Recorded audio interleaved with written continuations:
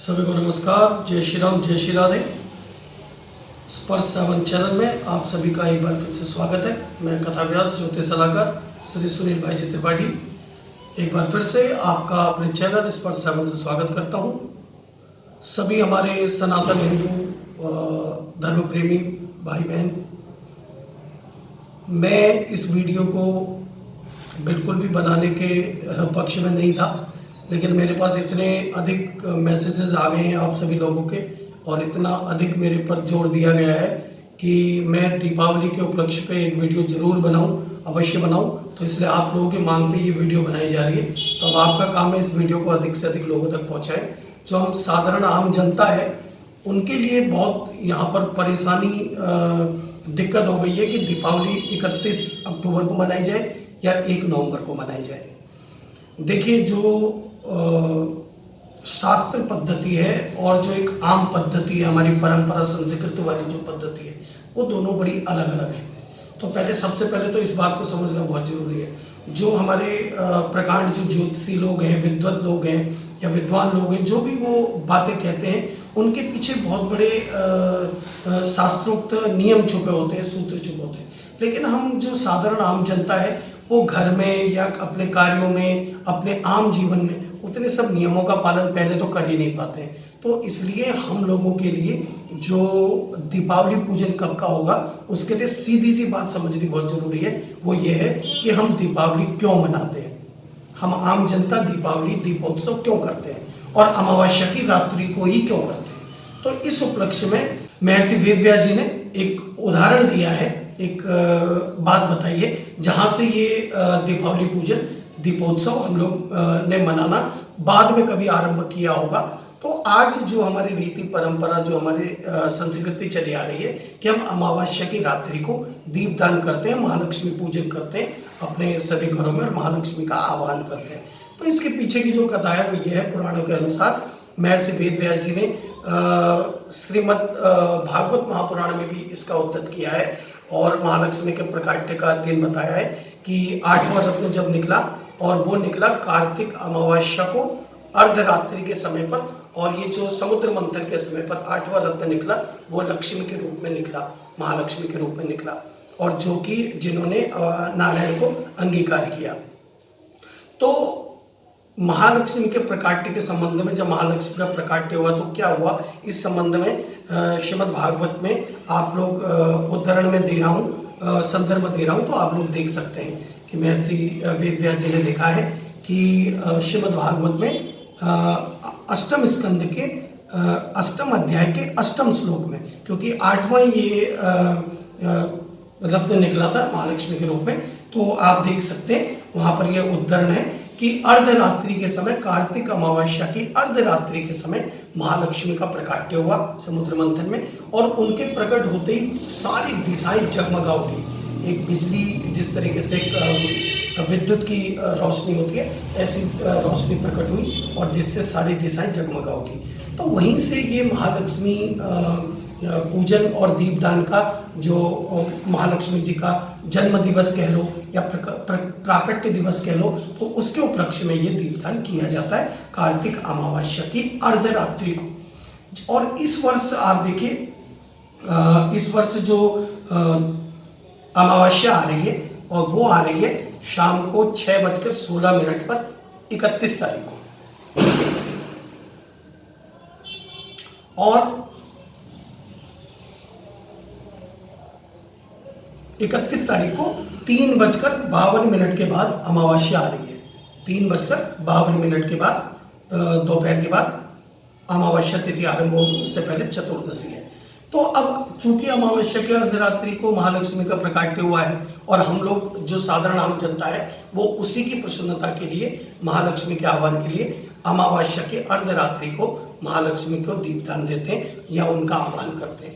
तो इसलिए हमको जो साधारण आम जनता है उसके लिए अमावस्या की जो अर्धरात्रि पड़ेगी वो पड़ेगी 31 अक्टूबर 2024 गुरुवार के दिन।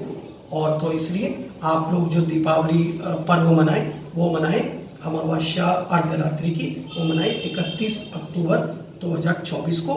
और इसके लिए अब मैं आगे की सारी बातें आप लोगों को बता देता हूँ। 26 तारीख को दसवीं रहेगी और उदय व्यापनी जो है 10वीं रहेगी, और 27 तारीख को पूर्ण एकादशी है।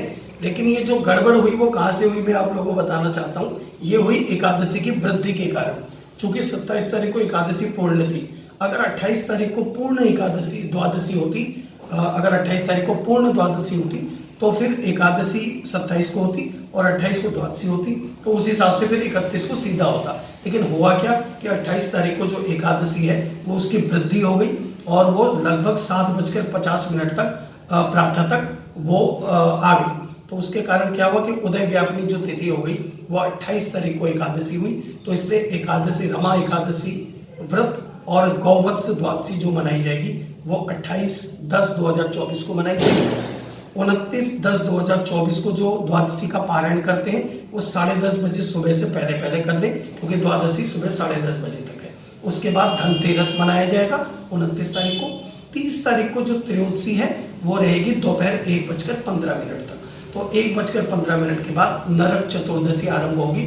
और हाँ, एक बात और ध्यान रखिए कि हमारा जो कार्तिक मास के जितने भी व्रत होते हैं ये रात्रि के व्रत हैं, ये अर्घ्य के व्रत है, चंद्र अर्घ्य के व्रत है, ये तारों के अर्घ्य के व्रत है। इसलिए हमको उस समय का देखना है जब रात्रि के समय पे तिथि होनी चाहिए।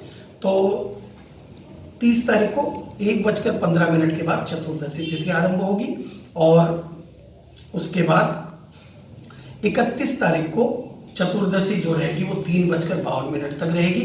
तो उसके बाद फिर अमावस्या तिथि आरंभ हो जाएगी। तो अमावस्या का जो महालक्ष्मी प्राकट्य की जो रात्रि है वो 31/10/2024 है।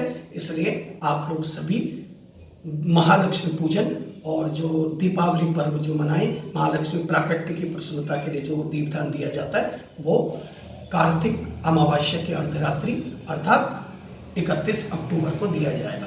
1 तारीख को जो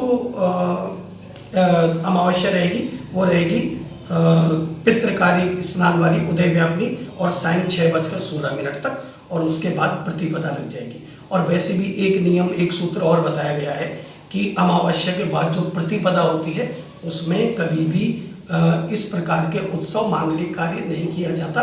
तो इसलिए प्रतिपदा तिथि का त्याज्य किया जाता है। इसलिए भी 1 तारीख को महालक्ष्मी का जो प्राकट्य जो समय है अर्धरात्रि का, उस समय पूर्ण प्रतिपदा तिथि व्याप्त रहेगी, तो इसलिए नहीं हो सकता।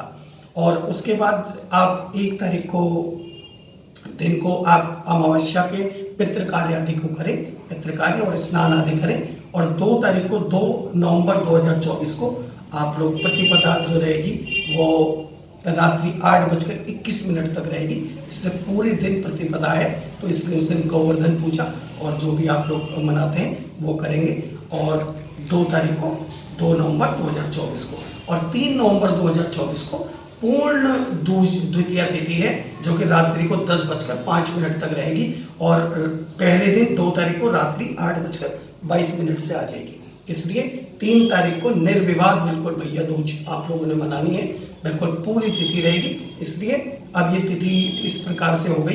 31 तारीख को महालक्ष्मी पूजन अर्धरात्रि का, और 1 तारीख को आप पितृकार्य करेंगे, अमावस्या उदय व्यापनी स्नान आदि जो करते हैं और श्राद्ध आदि वो होगा।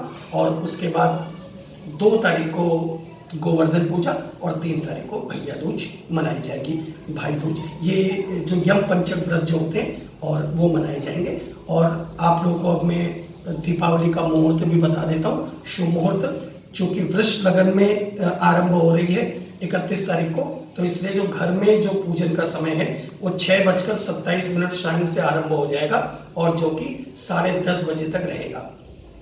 और जो घर की पूजा जो करते हैं मुख्यतः, और उस दिन जो प्रातः ऑफिस में, प्रतिष्ठान में या अपने किसी व्यापार स्थल में जो करना चाहते हैं वो चतुर्दशी में भी हो सकता है, कोई उसमें दिक्कत वाली बात नहीं है।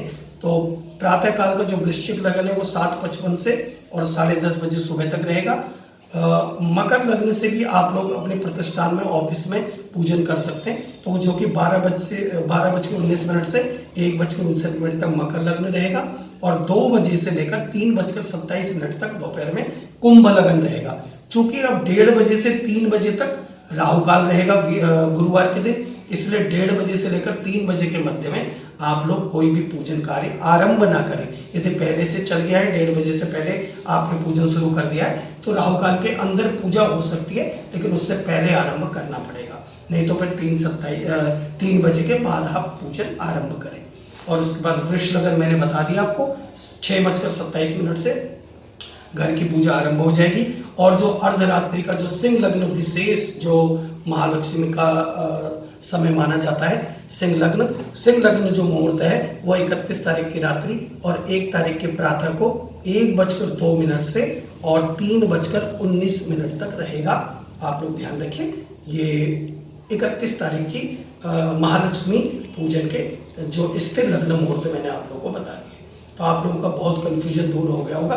तो सर्वसाधारण से विनती है कि वो बिल्कुल निर्विवाद निर्विघ्नता से 31 तारीख को महालक्ष्मी पूजन करें और अपने अपने घर में महालक्ष्मी का आह्वान करें, उनको बुलाएं। महालक्ष्मी अवश्य प्रसन्न होगी। अगर हम विवादों में ही रहेंगे तो हमारा मन ही प्रसन्न नहीं होगा, तो फिर महालक्ष्मी का प्रकाट्य होगा कैसे।